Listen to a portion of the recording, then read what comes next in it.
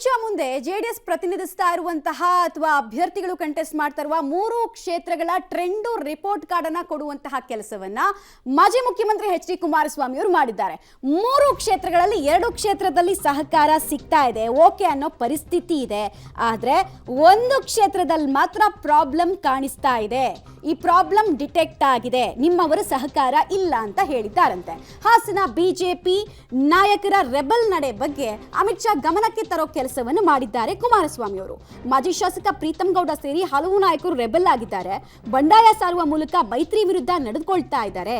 Hassan BJP ನಾಯಕರ ವಿಚಾರಕ್ಕೆ ಸಂಬಂಧಪಟ್ಟಂತೆ ಇದೆಲ್ಲ ಪ್ರಸ್ತಾಪ ಆಗ್ತಾ ಇದ್ದಾಗೆ ಚಿಂತೆ ಬೇಡ ನಿಮಗೆ ಅನ್ನುವಂತಹ ಅಭಯ ಹಸ್ತವನ್ನ ಅಮಿತ್ ಶಾ ಅವರು ಕುಮಾರಸ್ವಾಮಿ ಕೊಟ್ಟಿದ್ದಾರಂತೆ.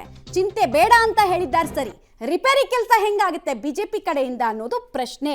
ಬಿಕಾಸ್ ಈ ಟಿಕೆಟ್ ಹಂಚಿಕೆ ಅಪಸ್ವರ ಎದ್ದಾಗ ಹಲವು ಕ್ಷೇತ್ರಗಳಲ್ಲಿ ರಿಪೇರಿ ಕೆಲಸ ಮಾಡ್ಕೊಂಡು ಬಂದಿದ್ರು ಅಮಿತ್ ಶಾ ಅವರು. ಬಟ್ ಹಾಸನದ ವಿಚಾರದಲ್ಲಿ ಮಾತ್ರ ರಿಪೇರಿ ಕೆಲಸ ಕರೆಕ್ಟಾಗಿ ಆಗಿಲ್ಲ ಅನ್ನೋದನ್ನ ಕುಮಾರಸ್ವಾಮಿ ಅವರು ಗಮನಕ್ಕೆ ತಂದಿದ್ದಾರೆ.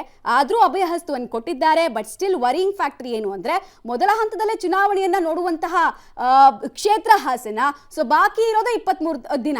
ರಿಪೇರಿ ಕೆಲಸ ತುರ್ತಾಗಿ ಮಾಡಬೇಕು, ತುರ್ತಾಗಿ ಎಮರ್ಜೆನ್ಸಿಯಾಗಿ ಪ್ರಯಾರಿಟಿಯಾಗಿ ತಗೊಂಡು ಮಾಡಬೇಕು. ಇಲ್ಲಾಂದ್ರೆ ಮೈತ್ರಿಯ ನಿಜ ಅರ್ಥ ಸಹಕಾರಗೊಳ್ಳಲ್ಲ. ಇಲ್ಲಿ ಮೈತ್ರಿ ಮಾಡ್ಕೊಂಡು ಪ್ರಯೋಜನ ಏನು? ಹಾಸನ ಜೊತೆಗೆ ಮಂಡ್ಯ ಜೊತೆಗೆ ಪ್ರಮುಖವಾಗಿ ಇರುವಂತಹ ಕ್ಷೇತ್ರಗಳೇ ಇವು.